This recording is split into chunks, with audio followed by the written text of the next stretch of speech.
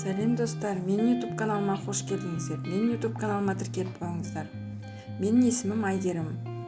Мен бүгін сіздерге ең дәмді зефир маршмеллоудың рецептін ұсынамын. Маршмеллоу дайындау үшін бізге желатин, су, лимон сығындысы, қант қажет. Ең алдымен желатинді суға бөліктіріп қоямыз. Ол ісіну қажет. Бірнеше минутқа қойып қоямыз. Одан кейін ыдысымызға пищевой пленканы жайып, маймен жағып қоямыз. Енді сиробын дайындауға кірісеміз. Отқа ыдысымызды қойып, оның ішіне лимон сығындысын, қантты және суды қойып араластырамыз.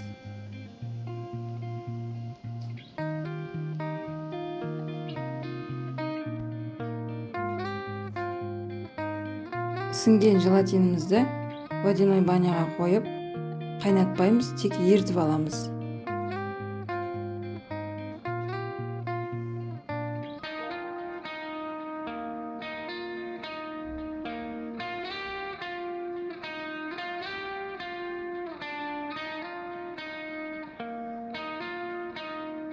Сиробымыз тек қайнай бастаған кезде оттан алып тастаймыз.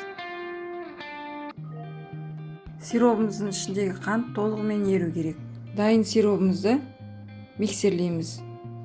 Біртіндеп оған желатинімізді қосып, ары қарай миксерлей береміз. Аппақ болып көпіргенше.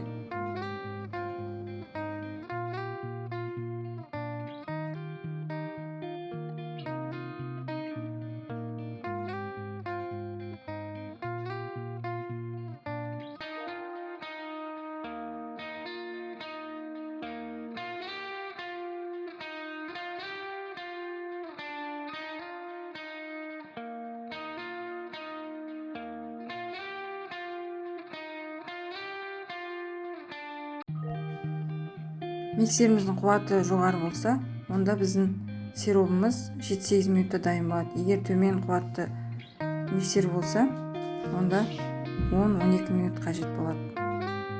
Біздің сиробымыз аппақ болып, көпіріп, воздушный сияқты массада болу қажет. Оған қалаған бояуымызды қосып, түсін өзгертуге болады.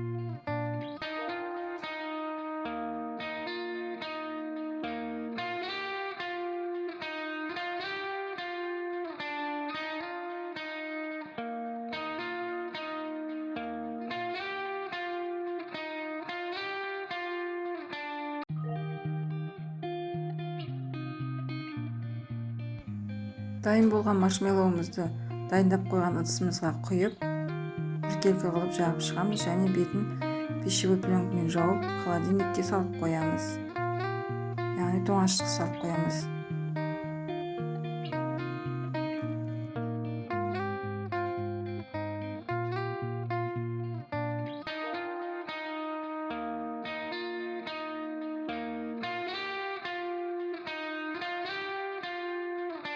Менде маршмеллоу тоңазытқышта бір түн тұрып шықты.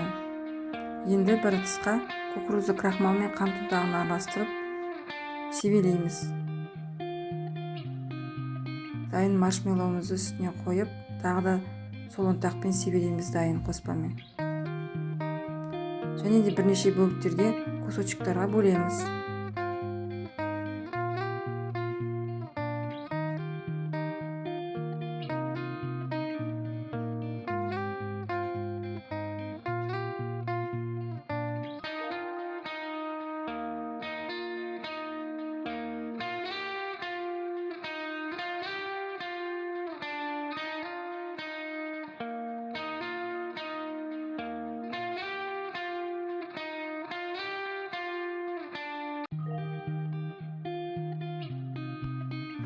Дайын маршмеллоуымыз өте жұмсақ, сондай пружина сияқты үлпілдеген керемет болып шығады. Міндетті түрде дайындап көріңіз. Тек қана 3-ақ ингредиент қажет.